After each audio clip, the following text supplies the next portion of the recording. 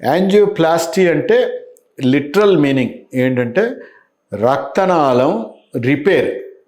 So రక్తనాళం repair మీకు మీరు అన్నట్టుగా ఆర్టరీ లేకపోతే ధమని కావచ్చు, వెయిన్ లేకపోతే సిర కావచ్చు, ఏదైనా సరే చిన్న సైడ్ కొరనరీ రక్తనాళం కావచ్చు, లేకపోతే కాళ్ళల్లో ఉండే పెద్ద రక్తనాళం కావచ్చు, లేకపోతే మధ్యలో ఉండే పెద్ద రక్తనాళాలు, పొట్టలో ఉండే పెద్ద రక్తనాళాలు కావచ్చు.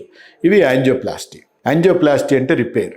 యాక్చువల్ ఇప్పుడు గుండె గురించి మాట్లాడితే బెలూన్తో మేము చేసేది బెలూన్ యాంజియోప్లాస్టీ అంటారు. ఇది యాక్చువల్గా ఫస్ట్లో 70వ దశకం 80వ దశకంలో ఫస్ట్ చేసేది ఈ బెలూన్ యాంజియోప్లాస్టీ మాత్రమే చేసేవాళ్ళు. దీన్నే ప్లెయిన్ ఓల్డ్ బెలూన్ యాంజియోప్లాస్టీ అంటారు. అంటే పోబా అని రాస్తారు ఇప్పటికి కూడా. సన్న రక్తనాళాల్లో ఇప్పటికి కూడా మేము వాడుతూ ఉంటాం. ఇది యాంజియోప్లాస్టీ. స్టెంట్ అనేది అర్జెంట్ థెరపీ. అంటే దానికి మీకు ఉన్న రక్తనాళం మళ్ళీ కుంచుకుపోకుండా ఉండడానికి ఈ స్టెంట్ వాడతాం.